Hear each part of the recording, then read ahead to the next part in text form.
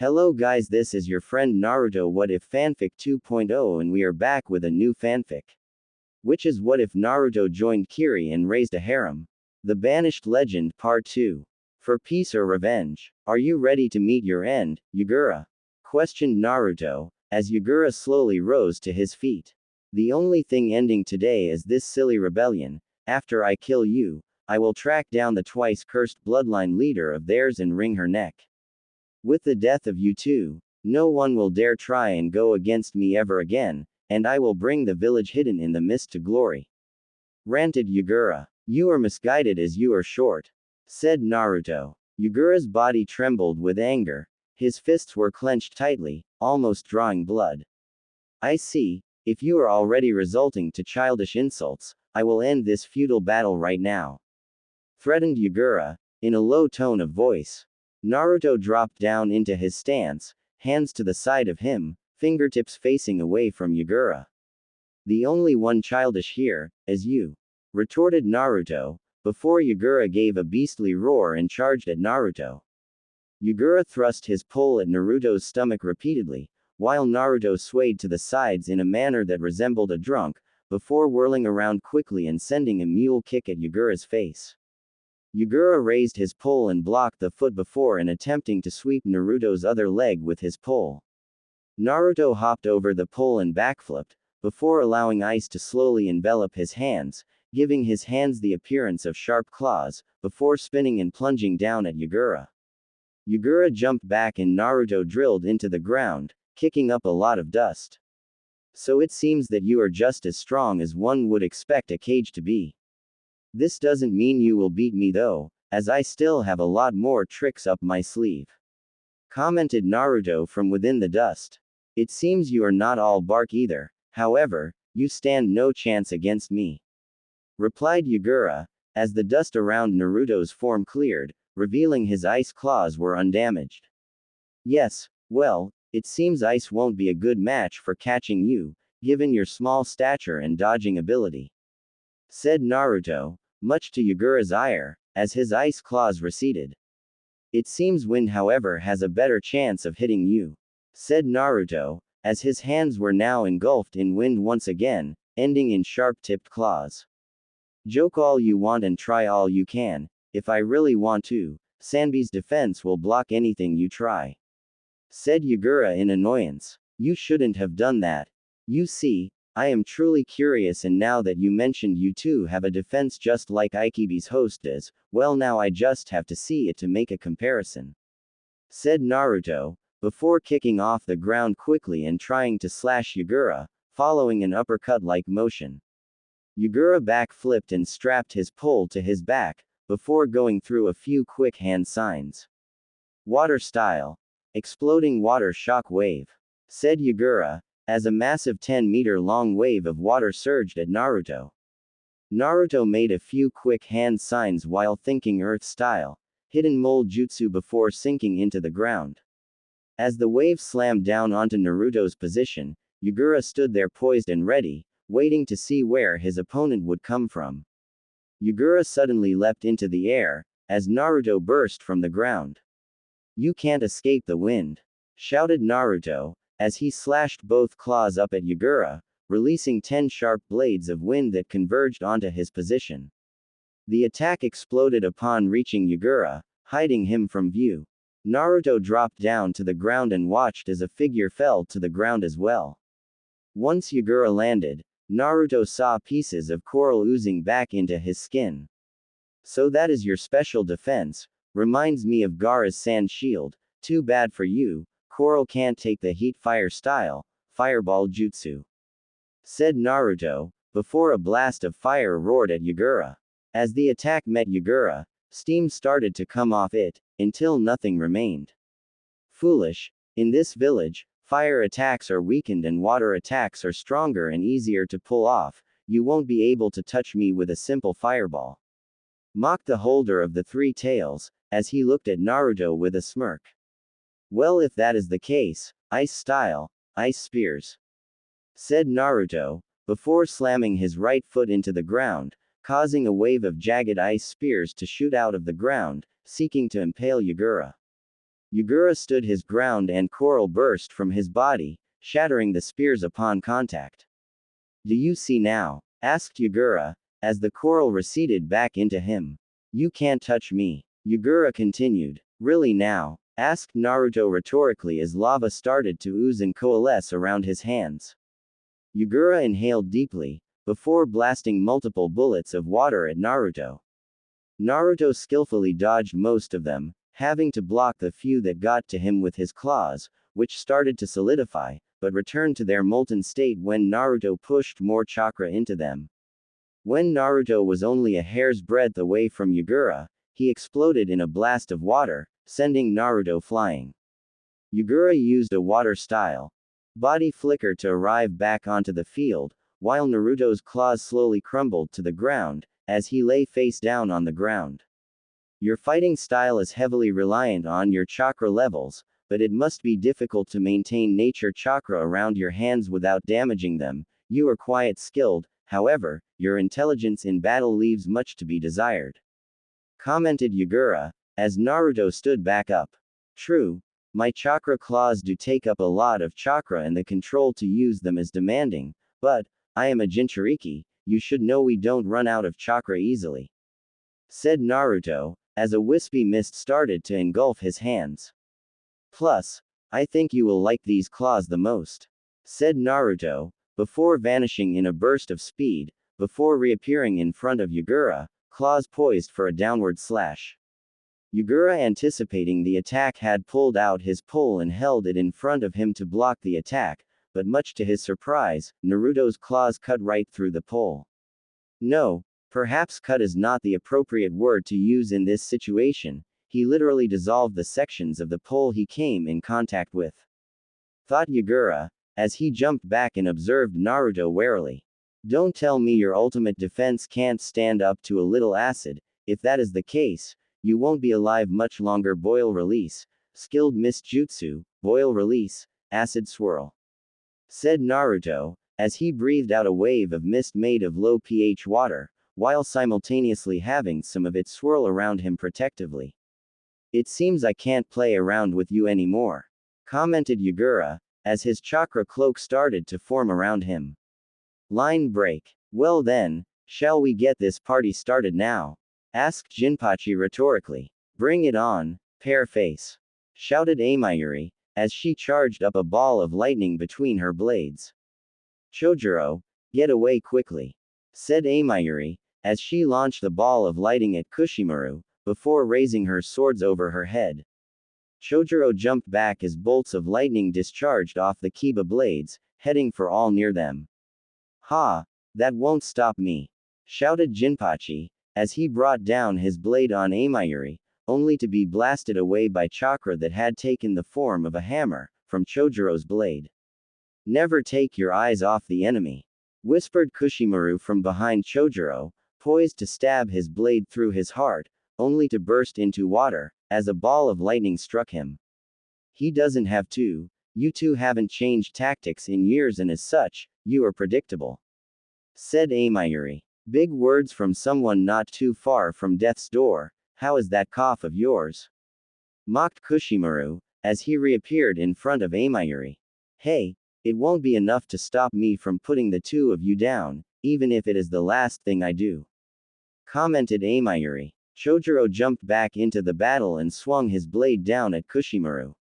Kushimaru swayed to the right, dodging the blade by a hair and retaliated by kicking Chojuro in the chest, sending him flying back, before throwing the Nuibari after him.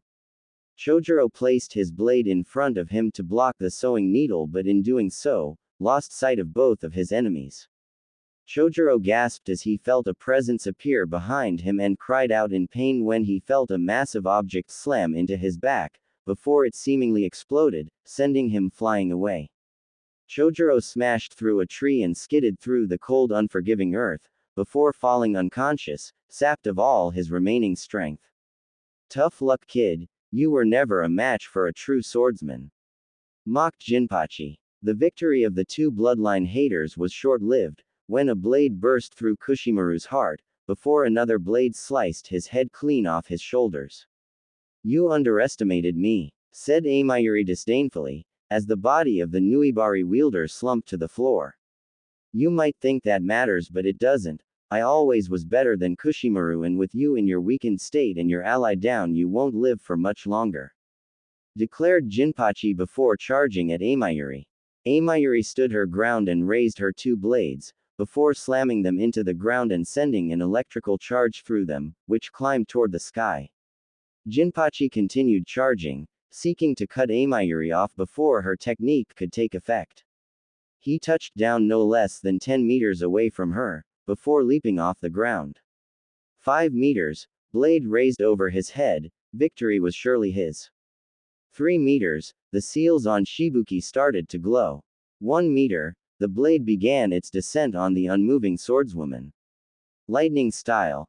Thunder gate, said Amayuri, before Jinpachi knew no more.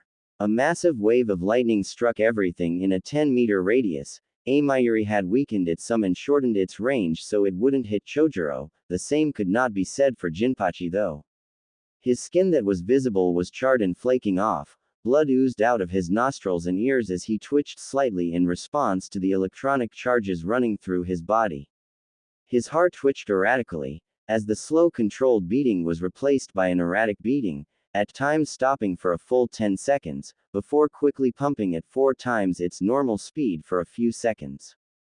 Jinpachi's nerves had lost all semblance of control as he vacated his bowels and his tongue fell out of his mouth, literally, the muscles that had been holding it together, destroyed, as when the lightning struck, he had been unfortunate enough to have been emitting a war cry. Amayuri sighed deeply, before breaking out into a coughing fit, splattering blood all over her hands and Jinpachi's corpse. Amayuri's form was racked with pain, her eyes trembled in exertion as she struggled to breathe through the harsh coughing. She dropped to her knees, hands keeping her from slumping to the ground, as she hacked up copious amounts of blood all over Jinpachi's body. Her muscles trembled with exertion as her lungs burned, oxygen was barely getting into her system at all now. After hacking up another wad of blood, Amayuri shakily got back to her feet, her entire body protesting every tiny movement she made. After a few minutes, she had regained a vertical base and most of the pain had passed, but while her instincts warned her to move, her body couldn't achieve the feat, and a thin blade pierced through her hamstring and shot right through it, before it was painfully wrenched back out of it. Amayuri fell back down to her knees in pain, as she angled her head back slightly, eyes widening in shock. "Miss me?" questioned Kushimaru, in a tone full of malice. Line break. Naruto was unknowingly mirroring Amayuri's pose. He too was brought to his knees, not by pain, but rather, by the new sensation of exhaustion. Being the holder of the Kyuubi, as well as an Uzumaki, had given Naruto amazing stamina, but once Yagura entered his second cloak state, which engulfed him completely, hiding his body from view, Naruto was hard-pressed to do a thing. To make things worse, all attacks Naruto had thrown had little to no effect at all on him. Even a Rasengan couldn't pierce the cloak of dense chakra surrounding the holder of the three tails. If that wasn't bad enough though, Yagura wasn't simply standing there and enduring the hits. No, he was launching debris, boulders, trees, his own tails, and at one point, a beastly wave of chakra, which obliterated everything to the west of where Naruto currently was, leaving nothing but a gaping trench that Naruto couldn't see the end of. Damn it, this is not how things were supposed to go. I guess the only reason I was able to stop Gaara was because Gamabunta held Shukaku down for me, allowing me to wake Gaara up. This guy though, I underestimated him hugely. What was I thinking? This is a freaking cage we are talking about. He sent Zabuza fleeing with ease if what Kakashi said back then is to be believed, and I don't even think I could take on Zabuza right now. Thought Naruto in anger, mostly directed towards himself. I toyed with you too much thinking my stamina and chakra would never run out. I really mucked up on that, but I won't lose here today, declared Naruto, as the necklace he still wore around his neck, even after being banished, started to glow slightly. I will not lose here, shouted Naruto, as multiple spears of wood suddenly burst from the ground and shot at Yagura. To his credit, Yagura dodged each and every spear, but it seemed that Naruto was losing control of reality. Arg Hua! Roared Naruto in an animalistic manner. The necklace around Naruto's neck started to glow slightly and started to sink into his skin slightly. No! Stop this! Shouted Kyuubi from within the cage, but it was to no avail, as the necklace slowly started to meld into Naruto's very being. Naruto continued screaming so much that his vocal cords were being torn to shreds, quickly regenerated, before being torn to shreds once again. Naruto's eyes had turned completely white as the metamorphosis of his body took place. Throughout this entire process though, multiple wooden spears and wooden snakes burst from Naruto's body and the ground around him, flying towards Yagura, seeking to ensnare him, to no avail, as the chakra-covered Yagura skillfully dodged every attack. Whatever is happening, he no longer seems to have any control. I must end him now, thought Yagura savagely, as he kicked off the ground with so much force, that a crater formed under him. A sickly green, yellowish aura started spinning around Naruto rapidly. Logical reasoning was disappearing from his mind quickly, as the power continued increasing within his body. You fool! You are going to tear your body to shreds and kill us both even with my healing power enhancing your own. Calm the hell down. Raged the Kyuubi from within the cage, slamming its beastly form against the bars, hoping to penetrate the thick fog that had engulfed Naruto's mind. Yagura appeared in front of Naruto, his three tails held above his head. Die! Shouted Yagura, as he plunged his tails down at Naruto's chest, only for them to be stopped by a wooden dome which partially covered Naruto and stopped Yagura's tails dead in their tracks, before exploding, sending the Mizukage flying back. By now, blood was pouring out of Naruto's eyes, ears and nose, but he persisted screaming, no longer aware of what was happening around him, not even able to form coherent speech or thought. I will not be defeated here, thought Yagura as he transformed. A column of purple chakra shot up into the sky, before expanding outwards, until it reached 20 meters in diameter. The chakra was abruptly cleared, as a beastly roar pushed all of it away, revealing Yagura in his Biju form. Yagura brought his tails up near his mouth and started forming a massive ball of chakra, which was comprised of tiny balls of blue and red chakra, which slowly came together, forming a sphere of destruction. Instead of condensing it, Yagura continued to make it larger and larger, until it surpassed the size of the Mizukage Tower, a frightening 40 meters in diameter. The ball of energy was already tearing through the ground and more destruction to the landscape was sure to follow once the attack was released. Bijudama! Shouted Yagura, as the colossal sphere of energy was launched at Naruto. While Yagura had been forming his devastating attack, Naruto had continued screaming and his aura had started to darken from a pale moss green to a much darker teal.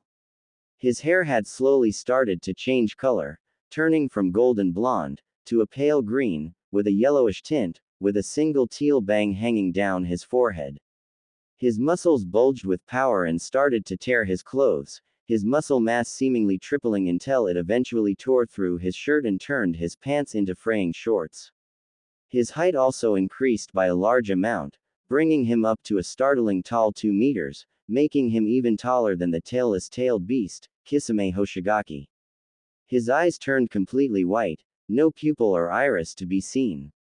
The necklace which had been slowly melding with Naruto's body had now fully sunk into him, leaving only the string to which it had been threaded remaining, as the crystal was now well and truly gone. As the sphere of corrosive chakra was launched at Naruto, he started to laugh manically instead of screaming, as he raised his right hand up until it was level with the technique. Naruto's aura started to spiral and condensed around his hand, making it look like a Rasengan was about to be formed, but instead of a swirling blue ball of chakra, a colossal wooden dragon bathed in the same green glow as Naruto was ejected from his hand, rapidly enlarging. As the beastly chakra approached the dragon, it grew immensely, reaching a staggering 50 meters in length and 10 meters in width, completing dwarfing Oparu, a fully grown dragon, in size. The wooden dragon opened its mouth and roared, causing the menacing ball to start to shrink until it was only 5 meters in diameter, before the dragon swallowed it whole. Yugura's eyes widened in fear as the dragon opened its mouth, the ball of chakra it had just eaten being launched at him. Yugura wrapped his tails around himself as the blast hit, but immediately after the impact, another, much more powerful force, slammed into him. The wooden dragon had spun around and slammed its tail into Yugura's side, sending him flying to the left, before lunging after him and coiling tightly around him, squeezing the very life out of him. The sensation of being squeezed was not all Yugura felt, as the dragon bit into him and starting to suck away at his chakra, causing his form to revert back to his version 2 state, which led to him suddenly falling to the ground, as the dragon was no longer holding him in place. The dragon is well plunged after Yugura, and upon impact with the ground, Yugura was also slammed from above by the monstrous construct. Naruto abruptly stopped screaming and dropped to his knees, vomiting out liters of blood that had built up in his throat due to repeatedly tearing his vocal cords and throat. After a full minute of vomiting, Naruto passed out in a pool of his own blood. Yugura lay there, barely able to think. Wait, something feels different, it is as if my thoughts have suddenly changed, what happened? Thought Yugura in confusion. Line break. Yugura is dead, commented a masked figure. Oh, is that so? Asked another figure shrouded in darkness. Yes, my control over him broke, he is not much longer of this world, said the masked figure, before disappearing into the hole in its mask in a swirl. Line break. Yugura painstakingly raised himself to his feet and limped over to his opponent. For a moment, Yugura wondered if his fellow tailed beast holder was dead, but the bubbles forming in the blood suggested otherwise, indicating that the figure was still breathing. Yugura bent down and picked the figure up, draping Naruto's arm over his shoulder, ignoring the blood that covered his form, as well as the fact that every single bone in his own body hurt. Picking him up, Yugura slowly started to limp to the position where the three swordsmen and swordswoman were fighting. Line break. I am possible, stuttered Amayuri. Oh, it is quite possible, the brute Jinpachi never did understand what silent killing was all about, swinging around a sword that explodes like an idiot, commented Kushimaru airily. Amayuri looked back at where Kushimaru's dead body had previously laid and noticed nothing there. But how? Asked Amayuri. You disappoint me, how else does one make an illusion appear to be reality? Questioned Kushimaru. Genjutsu, since when did you know Genjutsu? Questioned Amayuri. Ah, I see, you were nothing but a brute like the rest of those other swordsmen, using nothing but Kenjutsu, along with Taian Ninjutsu. Such a shame, it seems none of you ever realized just how effective silent killing can be with Genjutsu supplementing it. Now it is time to finish this. Goodbye Amayuri Ringo, have no fear though, I will send that other boy passed out over there along with you, to keep you company, said Kushimaru, as he prepared to run Amayuri through her heart. Stop Kushimaru, said a voice from the tree line, to which Kushimaru instantly obeyed. Lord Yugura, I see that you have been successful as well, commented Kushimaru, as he saw Yugura stiffly walk into the clearing, with Naruto slung over his shoulder. To an extent, but that is not the main issue here, said Yugura, as he dropped Naruto's body to the ground near Amayuri, as he stood near Kushimaru. In Naruto, are you alright? Asked Amayuri quietly. Chakra exhaustion, muttered Naruto, eyes still closed. Now that you are conscious once again, I believe it is time to explain what has recently come to light, said Yugura. What about Chojuro? Asked Naruto weakly. No, it is best he not know of this, it doesn't concern him, nor is he mature enough to handle it, said Yugura. Kushimaru, you have served me faithfully for years and thus I believe it is only fair you hear this as well, what you do with this information is up to you, said Yugura, turning to one of his most loyal followers. Yugura sat down tiredly, while Kushimaru stood close to him, eyeing Naruto and Amayuri, who were in no position to move. Before the start of these purges I am sure you, Amayuri, and of course you, Kushimaru, knew I was never exceedingly cruel, I may have been harsh and indifferent to lots of things, but I loved my people, began Yugura tiredly. Amayuri went to rebut this statement, but Naruto weakly raised his hand, showing that she should remain silent. You see, about 7 or so years ago, I was confronted by a man. This man, however, possessed a Sharingan. Continued Yagura before breathing in heavily. As it was, he placed me in an exceedingly strong genjutsu that not even the Sanbi could break, which slowly started to take over my thoughts. With this, I became a puppet for this man. Said Yagura disdainfully. His only motive for doing so was this: the village hidden in the mist made me suffer, therefore, I will make the village hidden in the mist suffer as well, and that was that last thing I heard before he took over my mind. Revealed the weary Mizukage. So you mean to say you are not the one behind this entire farce of a war? How can we believe that? Asked Amayuri angrily, before coughing heavily and dry heaving some more blood. I suggest you not get too agitated. Like me, you are not much longer for this world either. That being said, I spared the life of your friend and even now had Kushimaru spare your life. Isn't that enough proof? Questioned Yagura. Kushimaru stood there impassively while all this was being said, merely taking it all in. Amayuri growled slightly, but then stopped and nodded for Yagura to go on with a small frown on her face. I don't know what his ultimate goal is, but he was powerful enough to subdue the combined efforts of me and Sanbi. He is not to be trifled with. Said Yagura, before coughing heavily, wheezing for air. With that being said, I have to say, this war was a mistake, and that the masked man succeeded in making Mist suffer. However, there is something that can be done now. Said Yagura weakly. Naruto struggled to push himself into a seating position, but after a bit of a nudge from Amayuri, he was able to sit up. What can we do now? Out of the 4 of us here, you are clearly the strongest and he beat you easily. Asked Naruto weakly. Not we, you 3. Kushimaru, you have served me loyally and thus this choice is entirely up to you. Whatever you decide, I won't hold anything against you. Said Yagura. Kushimaru was inwardly touched at how much Yagura valued him. Truly, he made no mistake in following such a great man. Even if he had been under someone's control for a portion of his reign, Yagura truly was a great man.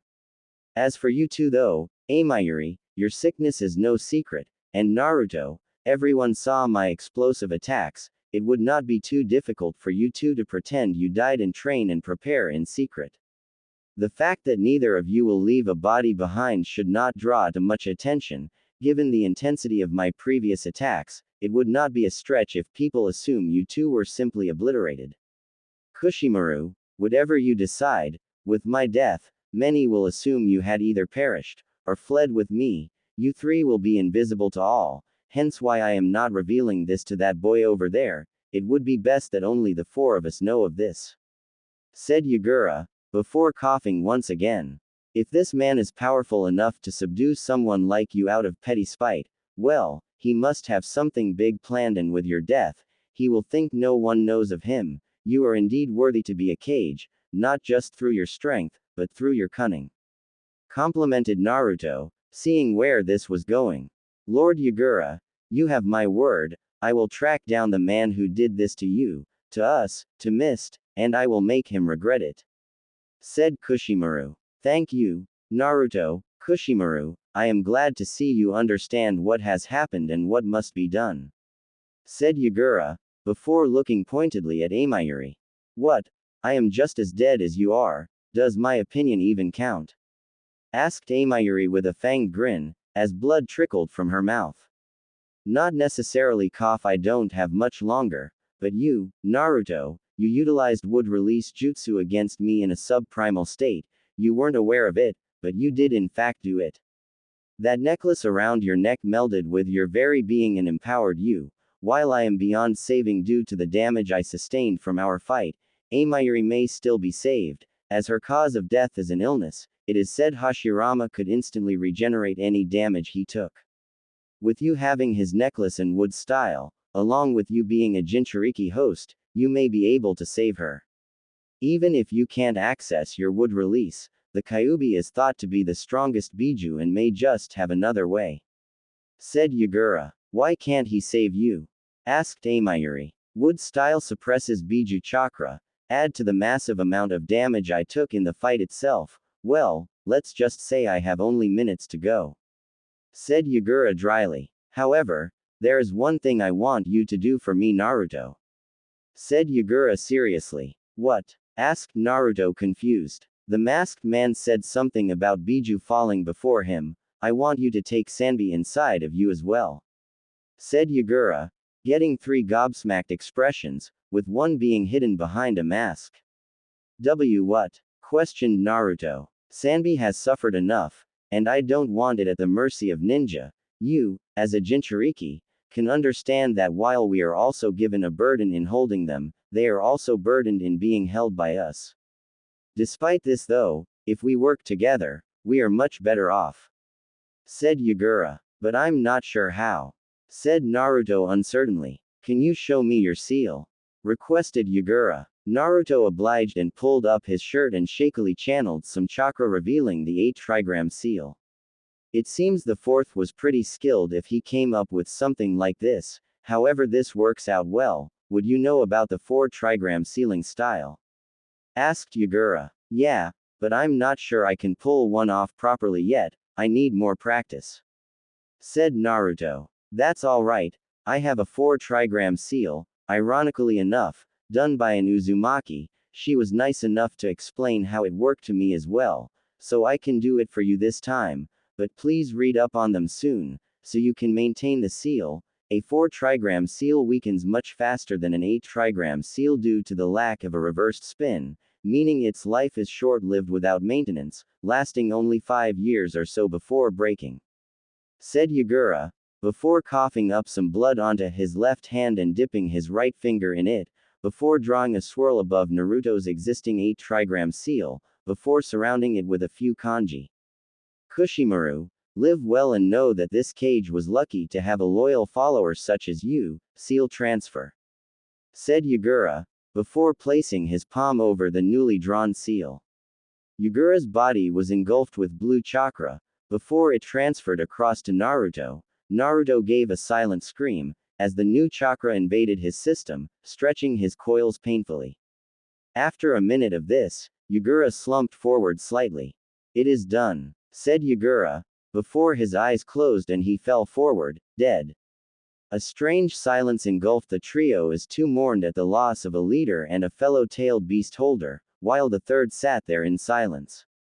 The silence was broken, however, when Amayuri's form started to heave. As she coughed up blood, her very body began to shake, almost as if it was going to fall apart. Fox, any ideas? Asked Naruto desperately. Why should I help your friend? Her existence in no way affects me. Retorted Kyuubi. Please, she has wasted her life in a worthless war. Don't let her life end like this, have some compassion. Pleaded Naruto. Interesting, he was almost suicidal and almost completely apathetic only a short while ago, but it seems being faced with death so readily has brought back some of the old Naruto. I can't believe I'm doing this, she better be worth it. Thought Kyuubi. Fine, but you won't like this after I explain what I am doing. For now, channel my chakra and bite deeply into her left wrist. Said Kyuubi. Kushimaru watched on apathetically as one of his fellow sword wielders died, not having any way to save her, nor the inclination to. Naruto grabbed Amayuri's left arm. Sorry about this, I will explain it later when I know what I am doing. Said Naruto, before her let Kyuubi's chakra envelop him, before biting into Amayuri's wrist, piercing deeply into her skin. Amayuri gasped at the action, before convulsing slightly, as a strange feeling of warmth spread through her body. What am I, masochistic? Thought Amayuri, before passing out, unconscious but alive. Kushimaru, grab Yagura, we need to leave, you don't have to stick with us, but the rebels won't let Yagura rest in peace. Said Naruto, before he painfully picked up Amayuri's form, wincing at the extra weight he had to carry before walking off. Kushimaru stared at the back of the blonde until he was barely visible. For you, Lord Yagura, I will get you your retribution. Muttered Kushimaru, as he picked up the body of his former leader, before following after his new companions. Burn once more. Well, Zetsu? Asked a masked man, as a two-toned plant-like creature slowly rose from the ground in the cave both were currently inhabiting. I don't understand what happened. Yagura's body was nowhere to be found and there is no evidence that the tailed beast has escaped, or been killed, unlike last time. Said Zetsu. The masked man's eye narrowed slightly before relaxing. I see. This is a rather unexpected twist. Nothing too serious, yes. Something that can be overlooked, however. No. Zetsu, I want you to assign Kisame and Itachi to go and investigate the recent battle site of the late Mizukage. Together they should be able to pick up on any tricks that may have been used to hide any evidence of the Sanbi, as well as deal with any opposition. Ordered the masked man calmly. No problem, it will be done. Said Zetsu, before sinking back into the ground once again. Line break. Two cloaked figures sat outside a desolate tea shop, located on the eastern edge of the Land of Fire, situated on the side of Dusty Road. The shop serving as a quick pit stop for weary travelers, before they would head off again. The shop was relatively well maintained, with only a slight indication of age in the form of chipped paint around the property. The shorter of the two figures sat carefully, monitoring their surroundings, seemingly waiting for a sign, as he calmly sipped his green tea. As a man's head started to emerge from the ground, the shorter man's red eyes spun quickly, masking their presence from anyone who happened to pass by. You two have a new mission, go and investigate the site of the recent battle between Yagura and the rebels. Said the head, before sinking back down into the ground without a trace. Ah, Itachi, looks like I will get to show you around my old stomping grounds. Said the larger of the two. Itachi didn't respond and continued to sip his tea calmly. You really are one emotionless guy. Commented the larger man with a fanged grin, revealing multiple sharp teeth. Itachi set his empty cup down on the table. You talk too much, Kisame, come. Said Itachi, before standing up and walking off. Line break. Two ninja walked silently through the mist, each of the two carrying a burden on their back. Neither was particularly in the mood to talk, considering that the two had previously been on opposite sides of a civil war and wouldn't have hesitated to kill each other. One couldn't really blame them. The taller one was leading the younger one to a specified point. The younger was deep in thought at the new power he could feel within him but could not grasp, no matter how hard he tried. He knew the power was there, hiding, just underneath the surface, but for all the good it did him, it might as well have been buried in the farthest reaches of the galaxy, because he had no idea how to access it. There has to be a way, I just know it. Thought a frustrated Naruto, as he struggled to reach even a small amount of his new power that he had recently unlocked. Beside Naruto walked the thin figure of Kushimaru. The wiry man carried the late Mizukage on his back with ease, despite what his figure would suggest, walking dutifully and purposefully to where he decided his would lay his leader to rest. Kushimaru glanced disdainfully at the women slumped over Naruto's shoulders. He remembered the day when his comrades had turned on Yagura one by one. First, Fuguki Suikazan, the one who preached about how protecting vital information was more important than one's own life. The selfish hypocrite had been leaking information to their enemies, leading to the deaths of many mist ninja. How Kushimaru wished he could have been the one to cut that blubbering traitor down, but alas, Kisame Hoshigaki received that honor. Then Kisame himself had betrayed them, the circumstances of which were murky at best. However, all Kushimaru needed to know was that he had left the Mizukage and sought his own goals. Then, Zabuza Momochi, Kushimaru hated Zabuza. The audacity he had, to actually try and assassinate Yagura, the man who gave him the chance to flourish. What was even more insulting, was Zabuza actually thought he would have been able to defeat Yagura on his own with only a dozen or so men to help him. The very thought disgusted him. Lastly, the woman slumped over the shoulder of the boy walking next to him, Amayuri Ringo. By far he hated her the most. He hated that she was a woman, he hated that she had more victories over him than he had over her, he hated that when she defected, she took Jinin's head with her, but most of all, he hated her. Kushimaru never did know why, but he knew that everything about Amayuri irritated him, from her hair to her clothes, to her mannerisms and to her attitude. He hated her. However, Yugura had earned his loyalty, and for that Kushimaru would shelf his hatred to achieve the mission, but should Amayuri step out of line in any way, or even partially hint at an insult towards Yugura, he would not hold back. "We are here," said Kushimaru, causing Naruto to stop walking. The place they were currently standing in was a small grove of frozen trees. It was in a more frigid area in the land of water. The trees themselves were stripped bare of all leaves, and small icicles hung off the branches instead. The ground was covered in a thin layer of snow at all times, reaching up to a meter in winter, making it hard to get around. Luckily, it was autumn currently, and the snow was only up to ankle level as of now. A small amount of light managed to penetrate the huddle of trees, but it was nowhere near enough to melt any of the snow. Rather, it had the effect of making the snow glisten slightly, making them appear to be diamonds from afar. Both Naruto and Kushimaru, in a moment of mutual understanding, carefully placed down their burdens and proceeded to form Yugura's grave with ninjutsu, a leader to one and a respected adversary to the other, but to both, a ninja worthy of respect. The grave was created not under the base of the largest tree in the grove as one would expect, but rather, under the smallest, not because Yugura was small in stature, but rather, because his contributions would not been seen for their worth, just as he himself would not be appreciated for what he accomplished. The grave was not adorned with anything extravagant, but rather, kept plain, as remaining hidden as the true mark of a shinobi. After a few minutes, Naruto picked up Amayuri and walked away a short distance, to give Kushimaru a chance to say his personal farewells. Kushimaru ensured that Naruto was out of seeing distance, before dropping down on his knees and taking his mask off, head bowed with his hair obscuring his visage from the world. "Yugura, you were my role model. I would follow you to the grave if you would have let me, but it seems fate has decided against this.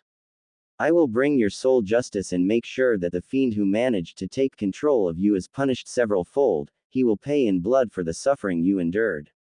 I make this promise to you, that when I see you in the afterlife, I will be able to tell you I have attained retribution, not only for the suffering our people, but more importantly, for your suffering at the hands of that man," said Kushimaru, bowing one last time after speaking, before affixing his mask and standing up, walking away after a man who understood, to some extent, how great Yugura was, and a woman who he hated personally on a fundamental level. Line break. Chojuro awoke with a groan. His head and back were still throbbing in pain. Flashes of white were dancing across his vision, making him squint his eyes in annoyance. "Ah!" shouted Chojuro, as he quickly sat up, before crying out in pain, as his back protested the sudden movement. Looking around, Chojuro saw he was in a tent, and this hinted heavily that he was no longer near the battlefield anymore, but rather, back in the rebel main camp. Shortly after his gasp of pain, a medical ninja came in and quickly ran a diagnostic on him to ensure that aside from the obvious bruised ribs, nothing else was wrong with him. After a few short minutes, the medical ninja was satisfied and quickly went back outside. Chojuro sat there, slightly nervous as to what would happen next, which only intensified when both Ao and Mei walked in. Mei pulled a stiff, brown, wooden chair from beside Chojuro and set it at the foot of his bed, in order to face him directly, without needing him to rotate his upper body in any way and possibly hurt himself. Ao stood stiffly to the side and placed his stern gaze directly on Chojuro, causing Chojuro to swallow in apprehension.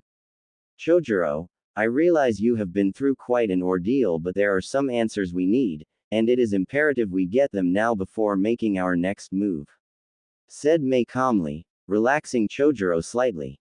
Chojuro nodded nervously as he waited for Mei to ask what it was she needed to know. "What happened with your team after Ganryu and Kiri left your squad and came to support me? You need not repeat anything before that point, as I am well aware of everything that happened before," asked Mei, before gesturing for Chojuro to speak. "Well, Yugura, Kushimaru and Jinpachi confronted Naruto, Amayuri and myself. After a short conversation, Naruto forced Yagura away from us and pursued him, separating the battle between the four of us and the two of them.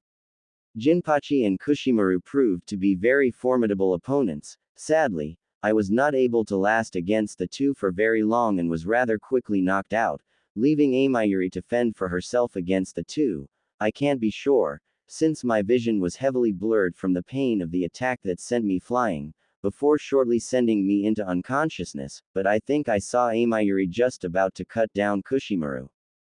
There is not much I can say about Naruto's battle with Yagura, as I did not see them fight, nor did I hear anything too destructive from their battle.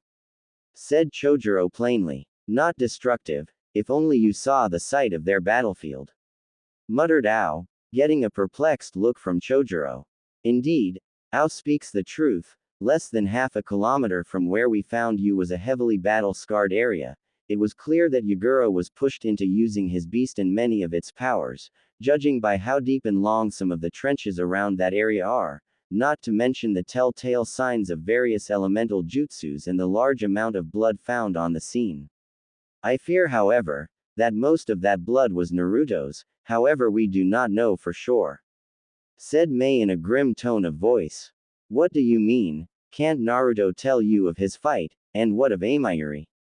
Asked Chojuro in confusion. To this, Mei sighed heavily for a moment, before looking Chojuro in the eye with a firm expression. Aside from you, the only other body found at the two battlefields was that of a heavily burnt, and dead Jinpachi. Significant traces of blood belonging to Naruto and Amayuri were found at their respective battle sites. The same, however, cannot be said for Yagura and Kushimaru. It is entirely likely that since Yagura's forces are no longer advancing and have very little in the way of leadership right now, that Yagura is dead. It would not be too much of a stretch to assume Kushimaru met with a similar fate. However, since no trace of him was found at the battlefield, this is purely speculation. It is possible that the two have retreated to recover, or, also possible, is it that they have taken Naruto and Amayuri captive and may try to extract some information from them, given that it appears that the two of them were the losers of their respective battles, from what we can gather. Despite the high probability of this being the case, it has now been close to 36 hours since anyone has been able to place a location to Kushimaru and Yagura's whereabouts. Add this to the large number of his forces that are now surrendering to us and the fact that no one has seen either of the two. We are operating under the premise that all four of them, Yagura, Naruto, Kushimaru and Amayuri, perished in their battles. Explained Mei in an eloquent manner. What? Stuttered Chojuro in shock. Yes, I too am slightly surprised at the outcome, while I didn't expect the battle to be an easy one. Said Mei, before trailing off.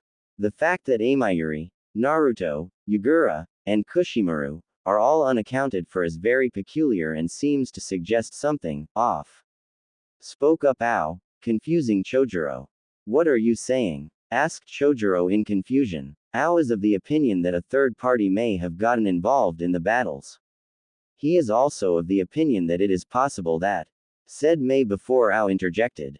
Naruto is a traitor, said Ao darkly. Why? Why would Naruto be a traitor? For what reason? Asked Chojuro bewildered. For the leaf, for the sand, for himself. We know he was a leaf ninja and the whole circumstance behind his banishment sounds fishy. Even the scenario in which he met me was suspicious. Elaborated Ao. Lady Mei, do you agree with Ao? Asked Chojuro. Mei looked at Chojuro unflinchingly. Her firm gaze boring into his youthful visage. I have not ruled out the possibility. Said Mei, stunning Chojuro. Line break. In a dark underground cavern, a heavily bandaged man sat on a throne. Two snake heads made up the armrests, while the seat itself looked to be made out of bones. The bandaged man was all but covered, showing only a single amber eye, with a slit pupil, and pale gray hair. Bowed in front of him stood a man, with black-rimmed circular glasses and onyx eyes, along with ash-gray hair. So what is this news you have for me, Kabuto? Asked the bandaged man. Kabuto rose to his feet and pressed his glasses up.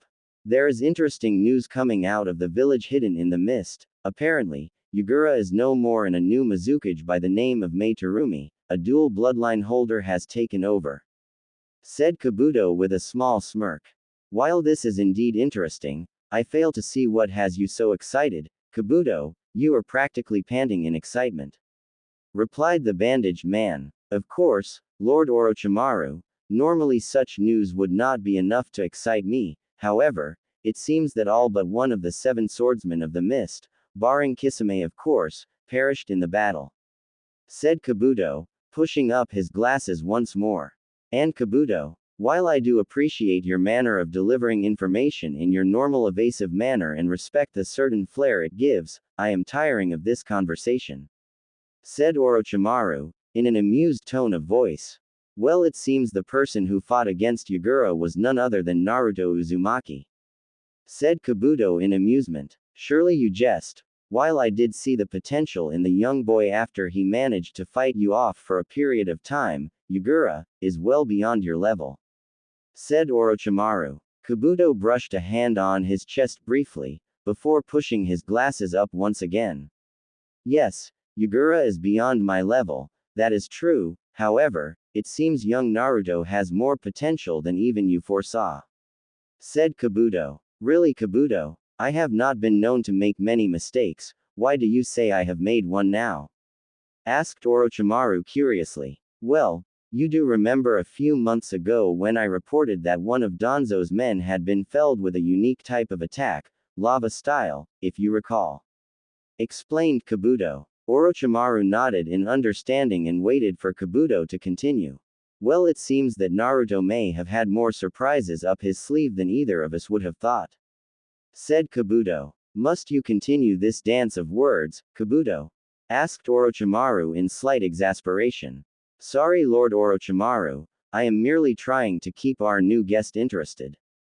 Said Kabuto, before glancing over his right shoulder slightly. What have you found out about Naruto, Kabuto? Asked an aloof voice. The figure who had just spoken was shrouded in darkness and all that was visible were his 2 red eyes. It seems Naruto possesses not only lava style but also boil and ice style. Said Kabuto, with a small smirk. Is that all? Asked the figure. Not quite, it seems I forgot to mention one more bloodline. Said Kabuto before pausing. And that would be? Asked Orochimaru, now very interested. Ah yes, it seems Naruto was able to counter, or rather, based on the pattern of damage, reverse a Bijudama, using wood style. Said Kabuto, causing Orochimaru's one lone eye to widen significantly. Are you certain, Kabuto? Asked the figure in the darkness. Indeed, the battlefield still bears the signs of battle, with an exceedingly large trench and various woody projections scarring the ground. Answered Kabuto happily. What will you do now, Sasuke? Asked Orochimaru teasingly. My priority is Itachi. Never forget that, however, should I cross paths with Naruto, I will crush him, bloodlines or not. Said Sasuke, as his eyes spun, before turning on his heel and leaving. My, it seems Sasuke is not taking the news very well. Said Kabuto. Is there more, Kabuto? You are still here? Asked Orochimaru curiously. Ah yes, there was one other thing I neglected to mention in the presence of Sasuke, how negligent of me. Said Kabuto with a chuckle. And? Asked Orochimaru. There have been no signs of the Sanbi being released or respawning. Said Kabuto. A tailed beast would not respawn immediately, it would take some time, however no signs of the Sanbi being released, that is very interesting. It seems my old associates will not be happy. Said Orochimaru, before laughing darkly, his laughs echoing in the dark cavern. Line break. The cloaked figures of Itachi and Kisame arrived at the site of the recent battle between 2 Jinchuriki. The landscape was heavily scarred with the signs of extensive ninjutsu usage. Well, looks like there was quite the battle here. To think that little brat who trembled in fear just from seeing me, could have been a part of this battle. Said Kisame with a whistle. Keep in mind, Kisame, your appearance is not exactly commonplace, also, I believe it was I who made young Naruto tremble in fear, not you. Said Itachi. Oh, are you trying to suggest that you are more intimidating than I? Asked Kisame with a fanged grin. The Sharingan wielder turned slowly, his gaze boring into that of his partner. Yes, said the Mangekyo-wielding ninja. Haha, Itachi, you sure are serious, even for you, what is the matter, run out of Pocky again? Mocked Kisame. Itachi's glare intensified as his Mangekyo Sharingan seemed to pierce into Kisame's very soul. Never mention such a thing again, said Itachi, before walking off. Kisame merely grinned and followed Itachi deeper into the battle site.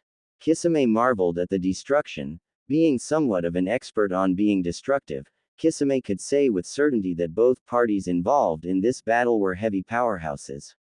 It honestly made him wonder what could have allowed the timid, fearful boy he had seen only a few months ago become strong enough to be able to go toe-to-toe with Yagura, a man Kisame knew was very powerful and capable of leveling towns with one attack, not counting what he could do with the help of his tailed beast. Kisame observed Itachi as he walked around, noting that Itachi seemed particularly curious with what looked to be some smashed trees to Kisame. What are you staring at, Itachi? With all this destruction around, why are you fixating on a pile of firewood? Asked Kisame curiously. Itachi didn't respond for a while before he suddenly released a large amount of chakra in the form of black flames upon the wood. Kisame stood by silently, waiting for Itachi to explain what it was that made Itachi suddenly use such a powerful technique on a small piece of wood. His curiosity was piqued when after a full minute the wood remained unburnt, aside from a few small scorch marks. After 5 minutes, Kisame was baffled that the wood had been able to last as long as it had, against the hellish flames of Amaterasu. After 10 minutes with no change, Itachi ceased his attack on the pile of wood and studied the wood intently. Itachi brushed a hand over the wood and noticed the wood which had been lightly scorched flaked off, leaving perfectly unblemished wood once again. Itachi stood up and started to walk away, Kisame following after shortly. So Itachi, any ideas as to why a small clump of wood was able to stand against one of your strongest attacks? Asked Kisame seriously. I believe so, it begs further investigation, but without capturing young Naruto, finding out the facts will be difficult. For now though, let us continue looking for any trace of the Sanbi, before reporting back. Said Itachi carefully, before continuing to follow the trail of chakra belonging to Yagura. Line break. After some time, both Kushimaru and Naruto silently agreed on stopping to make camp for a few hours. The unlikely trio, including a still unconscious Amayuri, settled in a small misty grove, wanting to remain hidden at all costs. Kushimaru was not inclined to begin speaking and Naruto was still in thought, so silence prevailed around the campsite. Naruto had now moved on from thinking about the hidden power he couldn't reach and was more curious about what to do from this point onwards. Since both Mist and Leaf are now no longer an option for travel, what should I do? I mean, I could go back to Whirlpool Village, but then again, it is kind of run down, however it would be an excellent place to train freely. Thought Naruto, before glancing at Amayuri and Kushimaru. Although what about Kushimaru and Amayuri, they too are in this situation with me. We will need to come up with a plan of some sort, after all, if one of us is seen in public, that might tip the masked man off. We all need to remain hidden until we are ready and quite frankly, I am not ready yet. Continued Naruto in thought, before hearing Amayuri stir. I feel like crap. Mumbled Amayuri, as she woke from her long slumber. You look like it too. Said Kushimaru snidely. Shut up. I'm not ready to deal with you just yet, Screechy. Said Amayuri with a wince. You never will be, it seems. I did have your life in my hands a couple days ago, never forget that, you would be dead right now if Lord Yagura hadn't stopped me. Continued Kushimaru. Why you scrawny little pencil neck, I will crush you. Shouted Amayuri, now sitting up and glaring hatefully at Kushimaru. Okay. Calm down, now isn't the time to start fighting, besides, we need to discuss what to do now. Said Naruto calmly, being the voice of reason. The irate redhead looked at Naruto balefully. And exactly who put you in charge? Asked Amayuri, with steel in her voice. Hey, I did save your life, don't you think you shouldn't attack the person who saved you? Said Naruto in slight annoyance. Amayuri just stared at Naruto with a narrowed gaze, before huffing and turning away from him. Okay, now that everyone is awake, do you guys have any ideas as to what we should do now? Asked Naruto. I say we find a secluded area to train until we are sufficiently red to kill the masked man. Suggested the masked member of the group. I think it would be prudent to do a bit more research on just who this man is. Knowing about his skills and possible accomplices will make it easier to take him down later on. Added the redhead of the group. I was thinking something similar to Kushimaru, but getting some information on what we are up against wouldn't be a bad idea. Commented the blonde, as he stroked his chin thoughtfully. Well, whatever we decide, we will need a base of operations, a place where we can move around relatively undisturbed. Said Amayuri. Well, I have an idea for a base of operations. It was actually a place I discovered before getting to the land of water. It is very run down, pretty much destroyed, but no one would ever disturb us. All we would have to do would be to make it habitable, would be to fix up the buildings a bit, and maybe grow a few plants, and it should suffice for our needs. Explained Naruto. How exactly are we going to do that? None of us here are particularly good horticulturists. Asked Amayuri.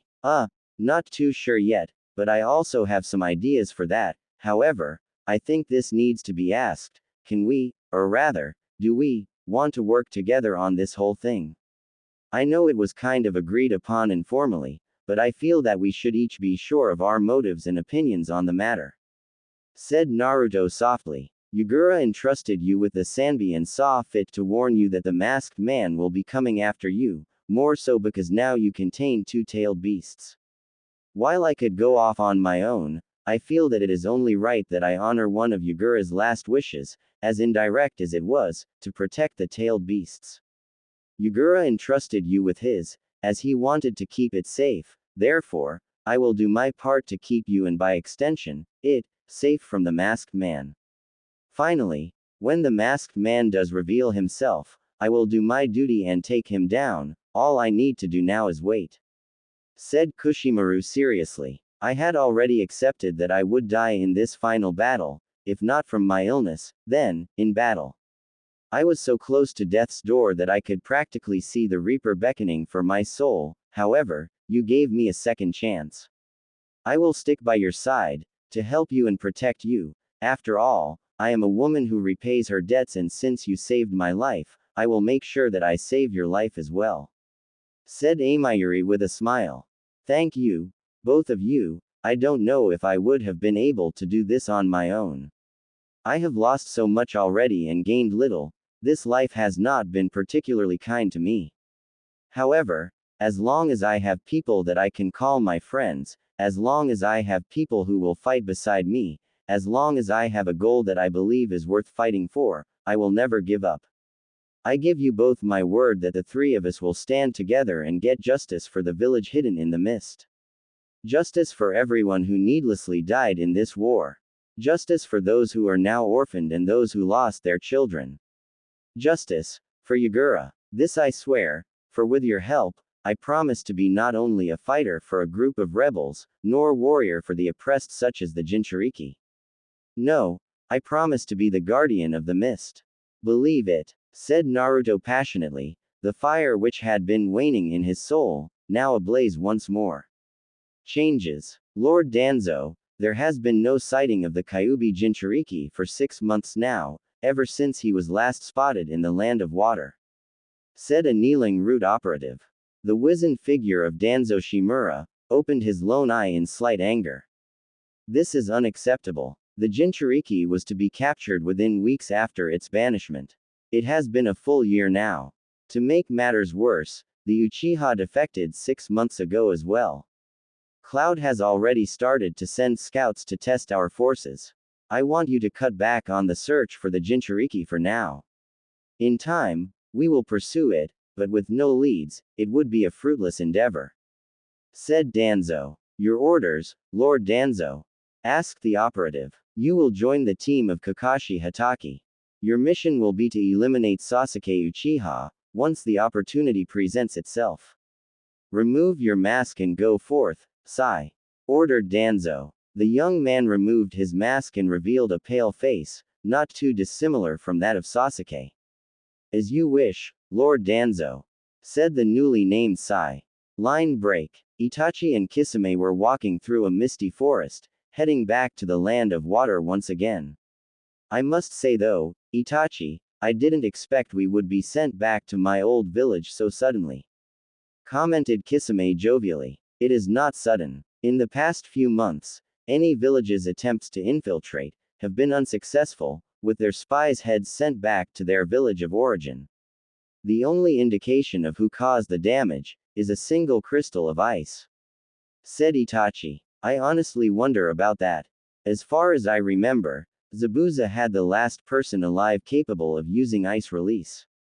Those in snow can only manipulate what is already there, so they don't count. I really want to know who it could be. I bet they'd be a good fight, said Kisame thoughtfully. Line break. Kakashi, you will have a new member join your squad soon.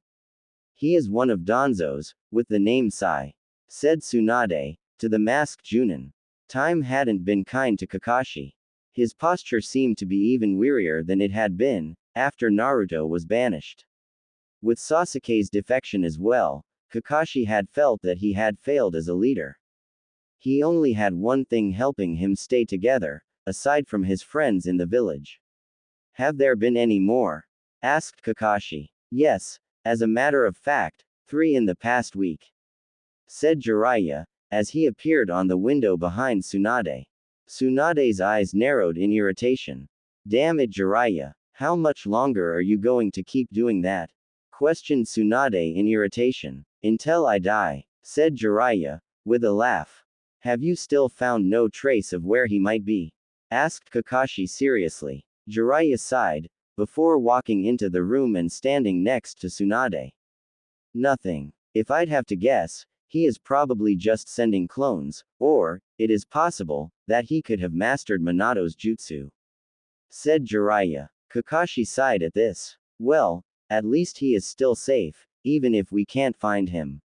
Besides, no one else but us could know who it is, said Kakashi tiredly. I wouldn't be so sure, said Jiraiya, getting a sharp look from Tsunade. What is it? Asked Tsunade. Mist has started to grow immensely in these past few months.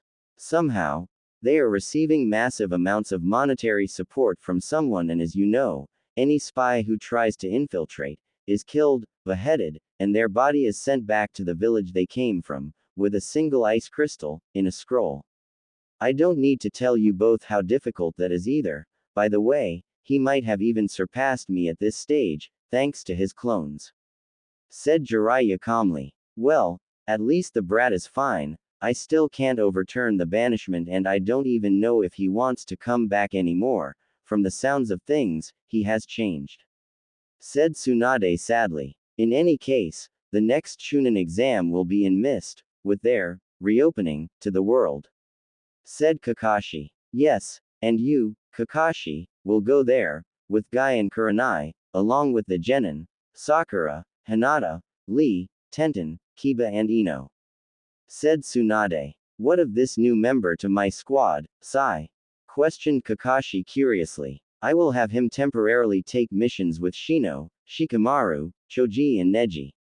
No matter what Danzo has planned, he should at least be given the chance to experience a life outside of Root, said Tsunade. Well, they are all Chunin, and aside from Choji, those 3 are all rather intelligent and shrewd. I doubt he will get anything dangerous out of them, whatever his goal may be, said Jiraiya. Tsunade merely nodded, after which, Kakashi gave a small bow and left. Line break. A single cloud ninja was fleeing rapidly from the land of water. He was bolting at his maximum speed, occasionally glancing behind him. Ice style.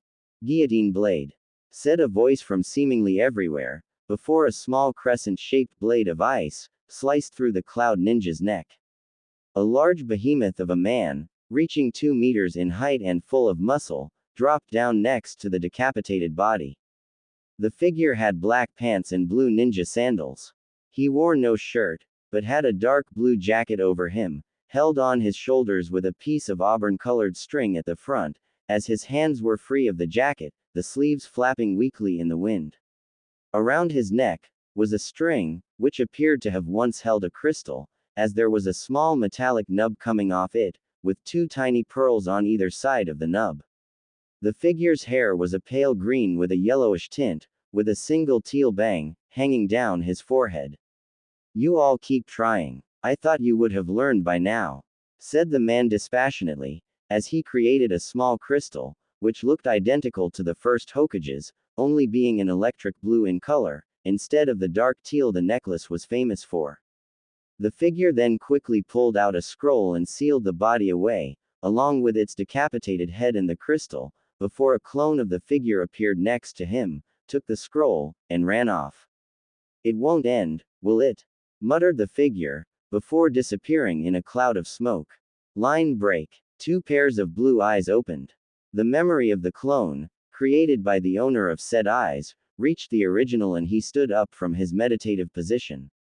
As he stood, a tattoo of an Eastern opal dragon was seen coiled around where his heart was, with a tattoo of a Western ruby dragon along his upper left pectoral muscle, in addition to a tattoo of a Western emerald dragon in the place the first Hokage's crystal would have been resting, if it still existed.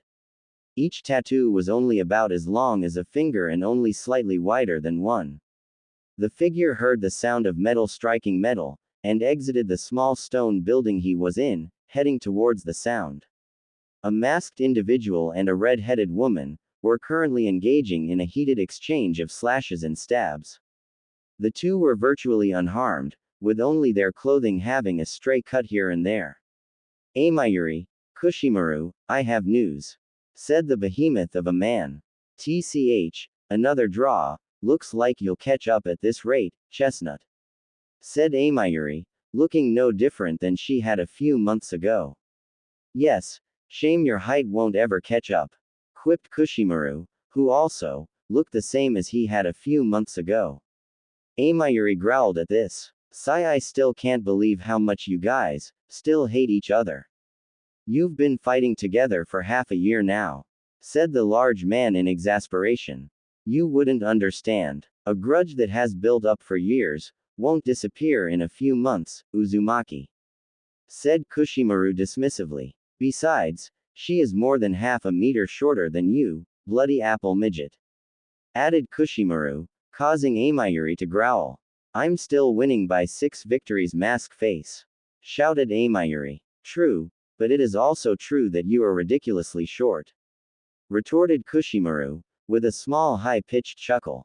"Screw you. What's the news anyway, Naruto?" asked Amayuri impatiently. "I felt 2 people approaching mist. You will both remember one of them, I'm sure. Itachi Uchiha and Kisame Hoshigaki," said Naruto simply. "About time those cowards made a move," said Amayuri, with a fanged grin. "Yeah, although, can you guys take Kisame? I mean, not to insult you guys, but I remember when I ran into him over a year ago, that guy has more chakra than me, without the fox that is," said Naruto, with a frown. "The better question is, can you take Itachi Uchiha down on your own?"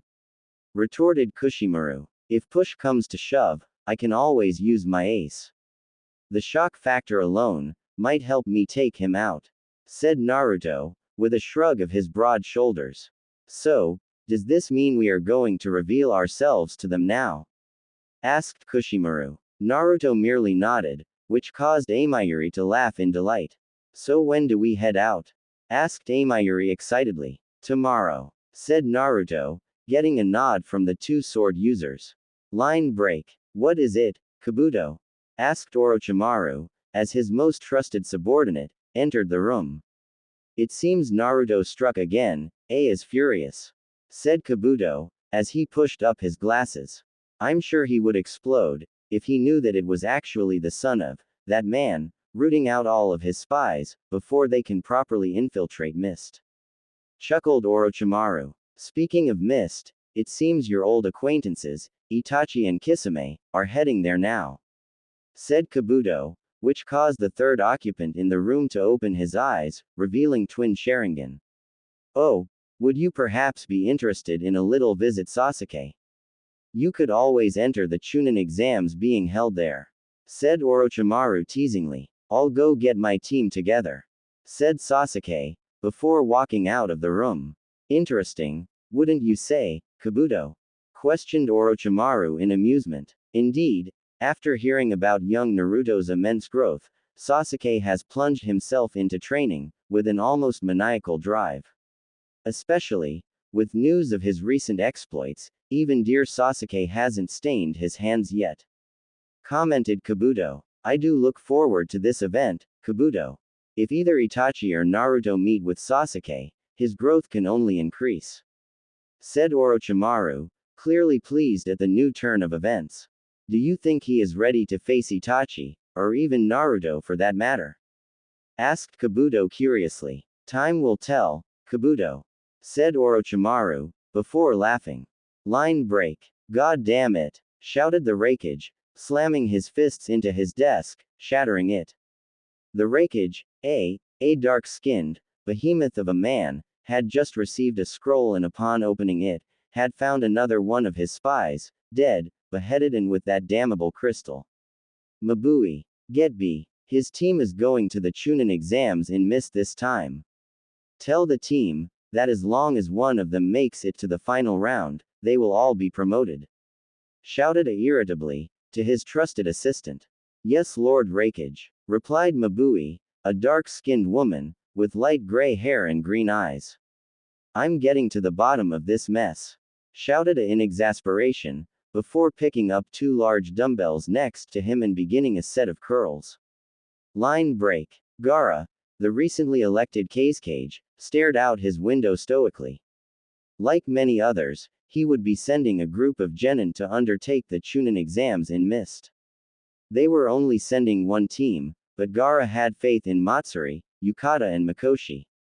I believe something big will happen this time, thought Gaara in apprehension. Line break. Lady Mei, it seems that nearly every major village is sending at least one team, with most of the minor villages sending a few as well, said Chojuro nervously. Thank you, Chojuro, said Mei pleasantly, with a smile. I should also add, another chakra disturbance was felt today, you know what they usually mean, said Ao gruffly, from beside Chojuro.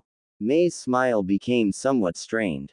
Thank you, Ao, you are both dismissed for now, said Mei, with both of her subordinates giving a bow and leaving. Mei's smile dropped as she was left alone. Over the last couple of months, multiple people, later revealed to be spies against Mist, had been killed. The problem was that no one knew who was doing it, or why for that matter.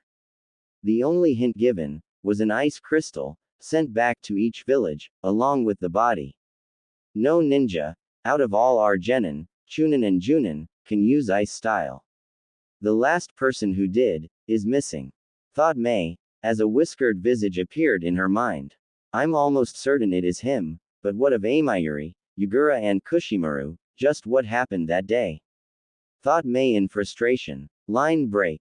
3 days later. Line break. Naruto, Amayuri and Kushimaru, were currently leaping through the tree line, heading straight for the 2 ominous chakra signals they could all feel, which were in fact, waiting for them.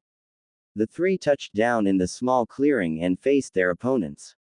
My Naruto, you certainly have changed, commented Itachi, observing Naruto's wildly different physique.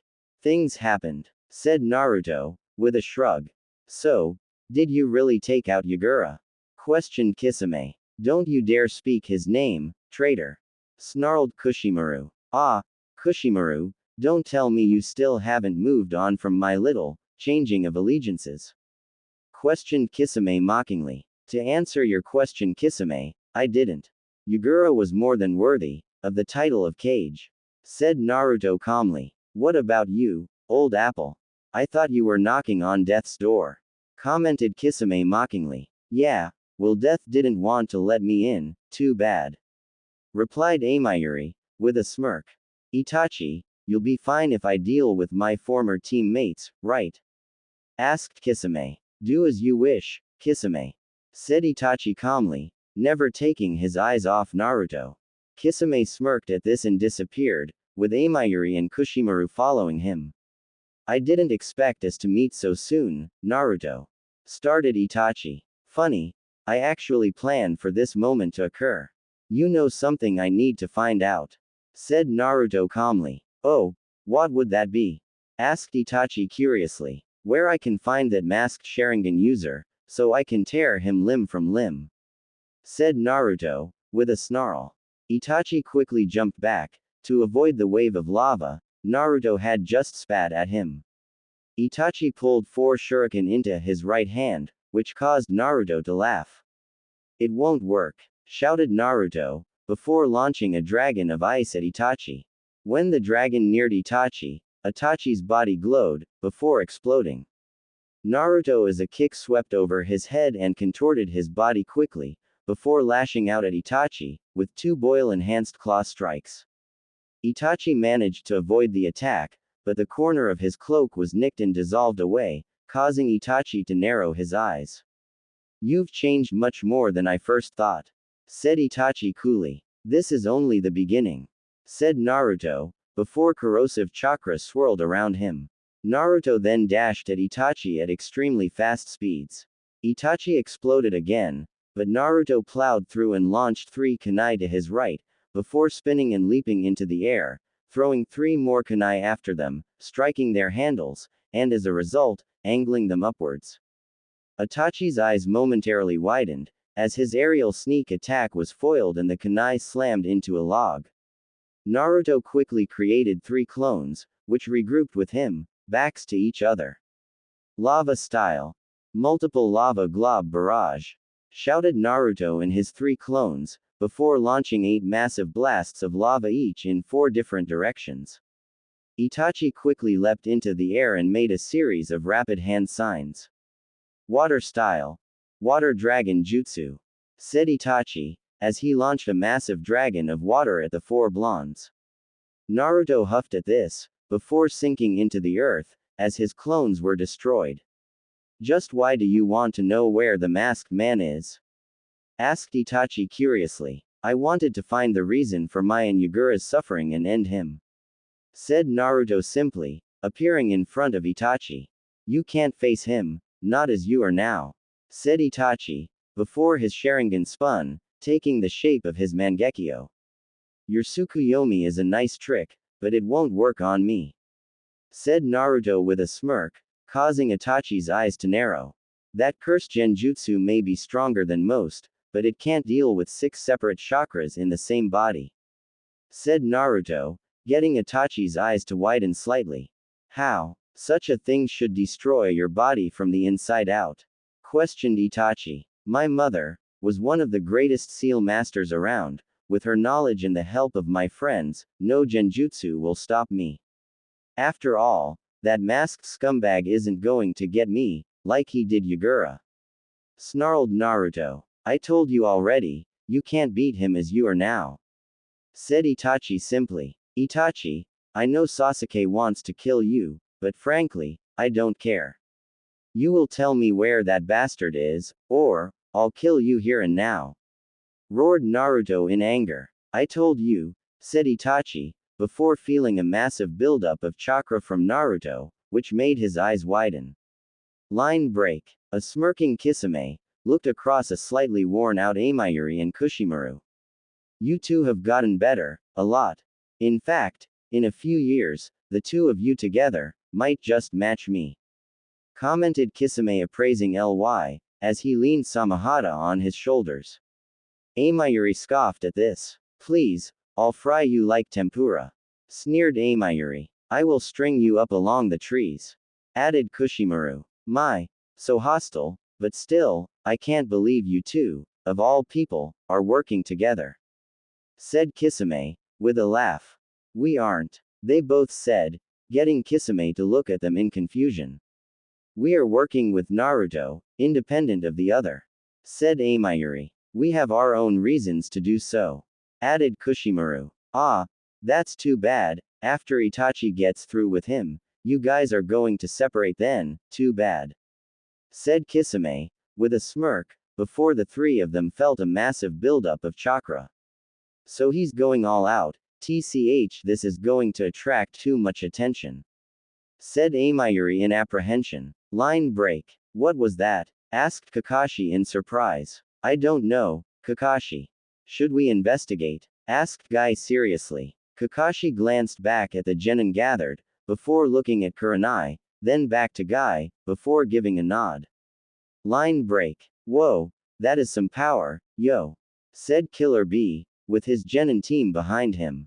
Let's go, yo, said Killer Bee, to his three genin, before speeding up, to find the source of the massive chakra. Line break. Sasuke's Sharingan activated, and he instantly headed after the massive chakra source. Orochimaru, disguised as a sound Junin, merely chuckled, before following after Sasuke, with Karen, a red-headed girl with red eyes and glasses, and Suigetsu, a white-haired boy with purple eyes, following after. Line break. Itachi, tell me where he is now, or things won't end well for you, demanded Naruto, before a green glow started to emanate from his form. Itachi's eyes narrowed as he noticed a large amount of chakra being released from the small green dragon tattoo on Naruto's chest. Last chance, said Naruto, as his muscles bulked up and he removed his dark blue jacket. Itachi's Sharingan merely spun in response. Have it your way, but I'm not showing any mercy from the beginning. Wood style. Wood dragon jutsu, shouted Naruto, as he clasped his hands together, making a short series of hand signs, before holding both hands out at Itachi, one hand grasping the other. The ground around Naruto rumbled, before a massive eastern dragon burst from the ground to his left. The dragon was 20 meters long and 3 thick, with dangerous-looking spines. Itachi's eyes widened in surprise and quickly formed a large spectral creature around him, seconds before the dragon collided with him. Line break. The three parties currently heading towards the massive chakra signature stopped in awe as the massive wooden dragon came into existence. Line break. Itachi felt a bead of sweat go down his neck as he felt the dragon push against his Susanoo. Itachi quickly pushed more chakra into his technique, causing his orange, humanoid Susanoo to become an armored, red one. Itachi could feel the dragon retreating slightly, before he felt it slam into his Susanoo with its tail, sending him flying and digging a small trench into the ground, until he regained his balance. Tell me now, Itachi, or things will only get worse from here, shouted Naruto, as 5 tails of chakra burst from his back, and he became shrouded in a cloak of bubbling red chakra. The odd occurrence was that 2 of the 5 tails appeared scaly and metallic. Itachi looked visibly shocked, his eyes widening a great deal. 5 tails in wood style, what happened to Naruto? Thought Itachi in shock. At that moment, the 3 parties arrived at the scene of the battle. Sasuke glared at the 2 combatants. The disguised Orochimaru merely looked on in amusement. Karen seemed to be having a small fit, while Suigetsu merely grinned. Killer Bee's eyes widened under his sunglasses, before narrowing, while his team of genin, Samui, Karui and Omoi looked on, Samui with a narrowed gaze and Karui and Omoi with a shocked expression on their faces. Lastly, Kakashi looked on in curiosity, Guy standing next to him looked on with a serious expression, while Kurenai and the genin behind all looked on, in varying degrees of shock. Tell me now, Itachi, shouted Naruto, before shooting at Itachi. Itachi moved to intercept Naruto, but the wooden dragon Naruto had created before slammed into him, allowing Naruto to slam a mighty punch against his Susanoo, shattering the armor around the place it was struck. Itachi quickly backpedaled, before shooting a blast of black fire at Naruto. Naruto clasped his hands together and a massive wall of wood rose in front of him, blocking the black flames of Amaterasu. Naruto quickly climbed the wooden construct, with a Rasengan being formed at the tip of each tail, each Rasengan possessing a different chakra nature: ice, wood, lava, boil and wind. They had also changed to match their respective nature's colors: electric blue, greenish brown, auburn, white and pale blue. Itachi shifted his Susanoo to block the monstrous attack with his Yata mirror, but the mix of chakra natures reduced its all-powerful nullifying abilities and caused a fairly sizable explosion. The dust kicked up from the explosion hid the next two groups as they arrived. Kisame looked on in excitement, while Amayuri frowned and Kushimaru's expression was unreadable due to his mask. Ao's visible eye widened, while Chojuro looked on in shock. Mei merely looked on with a frown. When the dust was cleared, Itachi's Susanoo was revealed to be back in its human form, but Itachi was coughing up blood inside it. Kisame, we are leaving, said Itachi, as he deactivated his Susanoo and burst into a flock of crows. Kisame similarly exploded into a burst of water, besides his two fellow sword wielders. Naruto then gave a beastly roar, before his chakra cloak vanished and his wooden dragon crumbled into dust. The 5 groups of onlookers merely stared, as Naruto's form lost a small amount of muscle and his aura died down. He walked to his dark blue jacket, which he put on his shoulders again, before fastening it with the auburn string. I'll be leaving now, said Naruto simply, before a voice called out. Wait!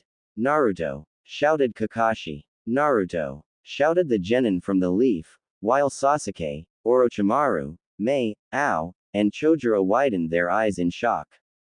Yes, Kakashi, said Naruto in a bored tone, as he gazed at his former sensei.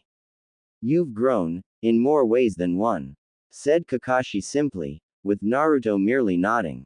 That was some fight there 9-0, or is it 3-0? Rapt B. The group from Mist looked shocked at this. Whatever you feel like, 8. Did the Raikage like my latest gift? Questioned Naruto, with a cold gaze. Killer B frowned at this but didn't respond. You aren't strong enough yet, Sasuke, said Naruto, turning his eyes on the Uchiha, who gave him a grin in return, which seemed to say, we'll see, but said nothing.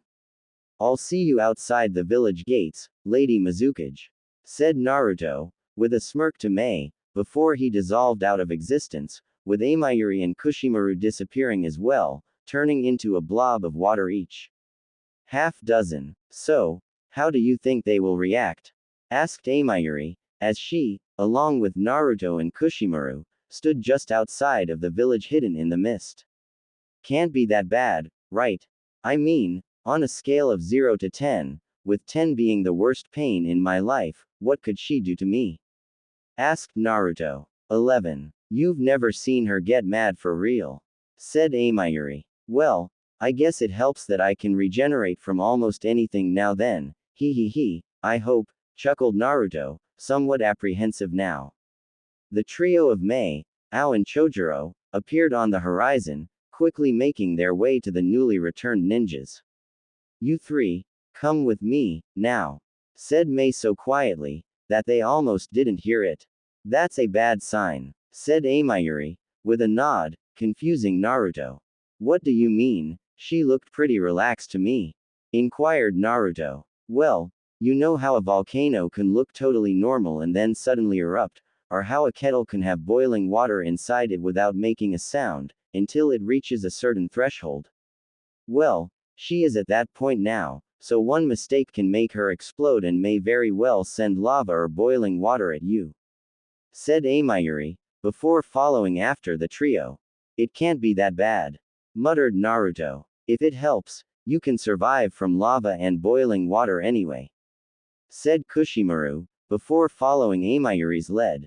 I'm sure they are just exaggerating, said Naruto to himself, before walking after them as well. Line break. Now then, I'm sure you must have a good explanation for your absence, prompted Mei, once she was seated behind her desk, looking at Naruto, Amayuri and Kushimaru expectantly. I don't answer to you, snorted Kushimaru, turning away from the new cage, causing her smile to thin. As long as you wear that mark, you serve your cage, pointed out Mei. Yes, my cage. I serve Yagura, now and always. You are just a figurehead and wouldn't have been able to defeat him anyway, retorted Kushimaru, causing Mei's smile to disappear completely. In any case, there is a good explanation, interjected Amayuri, before things could turn ugly. I'm listening, said Mei. Yagura was being controlled by a masked man with a Sharingan, said Naruto, getting the three who were unaware of this fact to look at him in shock. So it was true. Yagura was under the influence of another man, muttered Ao. How did you know that?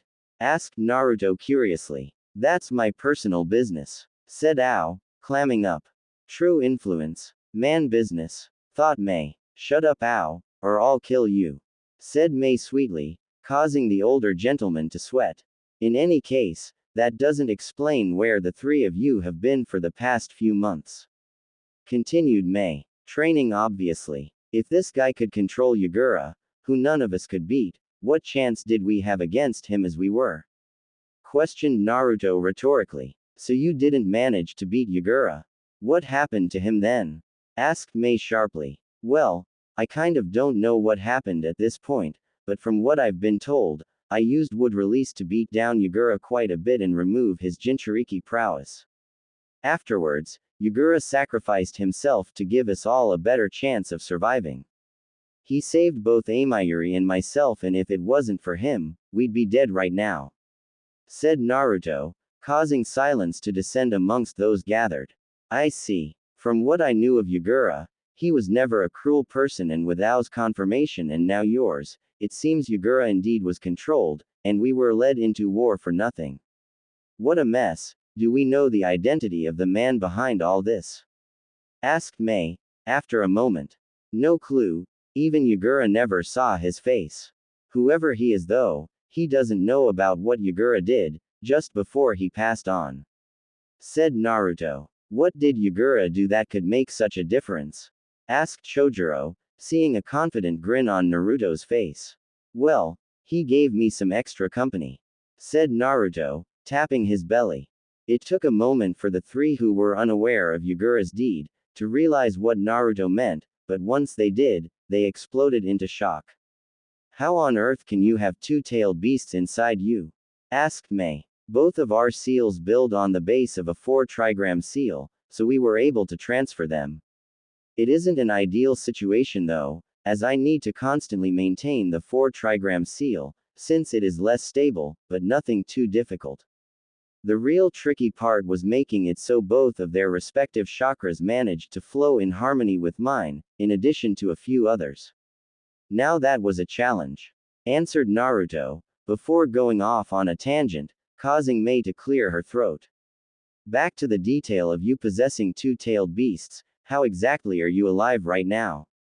Asked Mei. Well, it probably helps that I've been a Jinchuriki, pretty much since I was born, so my body is a lot more accommodating to tailed beast chakra. It also helps that I'm an Uzumaki too and have a stronger life force than most, said Naruto. I was not aware that you were a Jinchuriki for so long, commented Mei. Yeah, it's been part of my life since I could remember, for both good and bad reasons, said Naruto. What happened to you though? You're a lot bigger, chipped in Chojuro. Oh that, well, since I'm keeping 6 different chakra signatures within my body, including my own, it puts a lot more strain on the body, said Naruto, before he seemed to shrink in muscle bulk slightly and his hair became more blonde than green again, although his height remained unchanged. This is my form when I'm only keeping 3 separate chakras flowing through me. It is less stressful, but I don't think it would make me immune to powerful genjutsu, like I am in my other form.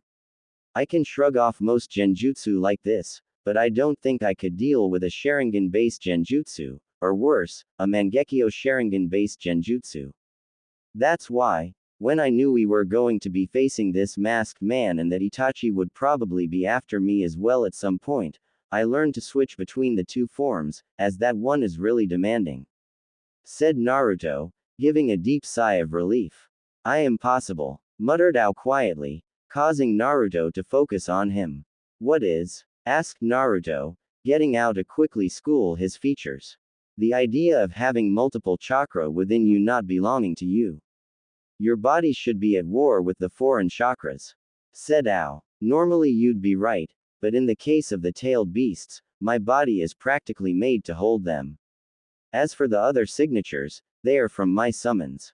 Every summoner forms a blood contract with their summons. I just have a chakra link too, letting me summon them more easily and allowing me to retain a portion of their chakra within myself. Explained Naruto. What type of summons do you have?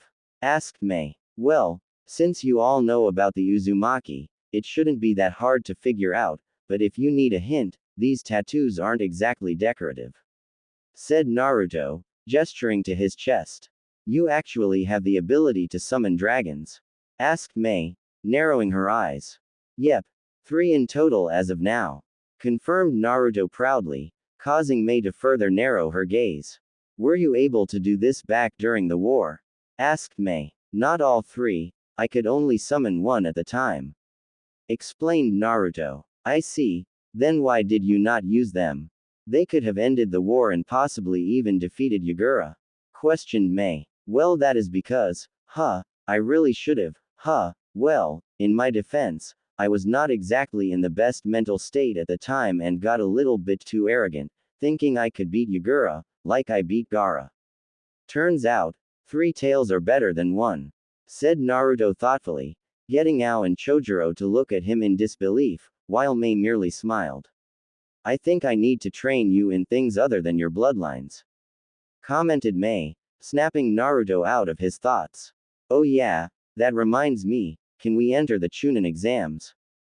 Asked Naruto. You mean you 3? Why? Asked Mei. Well, I never really got the chance to try and become a Chunin, especially considering that my last exam kind of got crashed by sand and sound invading. Other than that, I wouldn't mind having a crack at some of the other competitors, especially since it seems some of my old friends are going to be competing. Said Naruto. Considering that you are at the very least a Junin level ninja, if not on the level of a Kage, also considering you fought Yagura and lived, why on earth would I let you compete in the Chunin exams, along with 2 other Junin level ninja? Asked Mei. Oh come on, other people have done it. Besides, we are ninja, isn't that meant to deal with espionage and deceit? Not to mention, Zabuza told me you guys had to kill each other to become genin. How could your Chunin exams be easier than that? Protested Naruto. Zabuza. How do you know about Zabuza? Asked Ao. Our team came across him on our first mission outside of the village. He was hired to kill the client we were escorting. He also had someone with him who could use ice release, and I've based a lot of my attacks on theirs. Said Naruto. What happened to them? Asked Chojuro hopefully, only to frown when Naruto looked away. They both died in the final battle where their client tried to backstab them. Zabuza didn't let that slide though and killed them, but they both died. Said Naruto solemnly, looking down at the ground and clenching his fist slightly. What happened to his sword? Asked Mei. We used it as his grave marker. Said Naruto. What? You left one of the 7 legendary swords in the middle of nowhere? Exclaimed Ao in outrage. Yeah, although, now that you mention it, I'm pretty sure I saw one of Sasuke's teammates wielding it. Makes sense, since only our team knew where his grave was. Muttered Naruto thoughtfully. In that case, your request to enter the Chunin exams is approved. However, the 3 of you had better hold back, at least until the finals. I don't need the other Kage complaining to me about bias and cheating. Said Mei. I mean, we are ninja, but okay. Said Naruto. I'm curious though, have you been the one sniffing out our spies and killing them? Asked Mei. Yeah, at first it was just to make sure that no one from Akatsuki was around, but then I kind of just decided to make it a principle. Mist has suffered enough, without opportunists trying to capitalize on a civil war. Said Naruto. I see. In any case, I will see to it that the 3 of you have a place to stay until the exams start tomorrow. I suggest the 2 of you wear disguises and transform yourselves. Using your swords is allowed though, as the world thinks Amayuri Ringo and Kushimaru Kuriare are dead. If anything, you 2 can pretend to be relatives or trainees of yourselves as well, just as long as you don't reveal who you truly are during these exams, even in the final round. Said Mei. Well, that shouldn't be too hard I guess. Easier for you, considering you're always wearing a mask. Said Amayuri. You as well, with your height, you could easily pass for a prepubescent child. Quipped Kushimaru, causing Amayuri to growl. Do those two normally act like that? Asked Chojuro. All the time. You learn to ignore it after a while. Said Naruto. I'll see to it that arrangements are made for you promptly, but, if you are going to be entering the Chunin exams, you'll need this. Said Mei, before opening her drawer and throwing a headband at Naruto. This isn't a new headband, is it? Asked Naruto pensively, looking at it thoughtfully. No, it is mine. I no longer need it for obvious reasons. Said Mei. Naruto looked at Mei for a moment, before giving a small nod and looking back to the headband. Naruto gripped the cool metal and felt a familiar warmth spread through his being. First Iruka-sensei, then Granny Tsunade, Yagura, now Mei as well. People keep believing in me and I won't let them down. Believe it, thought Naruto, before tying the headband around his head. Thank you, Lady Mizukage. Said Naruto, causing Mei's eye to twitch. Don't call me that again, ever. Said Mei, causing Naruto to laugh. Don't worry, I hate formalities, I just figured this one time, since you are giving me this headband, I'd show your title at least a little respect. I always wanted to be Hokage after all, but then again, I called the old man and Granny Tsunade, Granny, so I don't really make a habit of it. Commented Naruto in amusement. Amusing. Win the Chunin exams for now and then you can think about becoming Mizukage if you like. Said Mei. Nah, I'd rather you stay Mizukage, besides, I can have more fun this way, while you get stuck behind a desk, but I suppose that can be fun too in the right circumstances, enjoy the paperwork. Said Naruto, before disappearing in a puff of smoke. Ow! Chojuro, Amayuri and Kushimaru, quickly followed suit, leaving the frozen cage, not wanting to stick around for her reaction. Well, Naruto, I would say it is on, but it was never off to begin with. You may be a little older now, but you are still too young to handle me, but I wouldn't mind seeing you try. Thought Mei, her thoughts drifting towards the blonde, who managed to both frustrate and intrigue her with utmost ease. Line break. Sakura, Hinata, Lee, Tenten, Kiba and Ino, along with Guy and Kurenai, were all gathered in their hotel room, looking at Kakashi expectantly. What is it? Asked Kakashi. Kakashi, why did you call that man Naruto? Asked Guy, with a stern gaze. Oh, because that was Naruto. Said Kakashi. You mean to tell us that freaky steroid junkie was Naruto? Exclaimed Kiba in shock. I wouldn't say freaky. Besides, your clan is the one who takes those pills to power yourselves up. Said Naruto, appearing by the window of their room. The group tensed up, with the Junin preparing to intervene should Naruto attack, but Kakashi didn't bother. New headband. You didn't have that before. Pointed out Kakashi. You noticed. Yeah, I suppose I'm now officially a genin of the hidden mist. Not for long hopefully. Said Naruto. What makes you say that? Asked Ino. Well, I hope to become a Chunin this time around. Said Naruto, with a sly grin. Yosh, I will get the chance to face Naruto in combat at last. The power of youth will guide me to victory. Exclaimed Lee, causing Tenten to sigh. Really Lee? Read the room, mumbled Tenten. Naruto, how can you be a mist ninja? I thought your dream was to become Hokage. Asked Sakura. Naruto frowned at this, losing his grin, as he looked up to the roof. Yeah, I know, but I don't think that's possible anymore. Sighed Naruto. What makes you say that, Naruto? Asked Hinata. Well, in case you guys forgot, I kind of got banished and as far as I'm aware, I'm still banished. That aside though, I have a new goal, one that is arguably more important than becoming Hokage.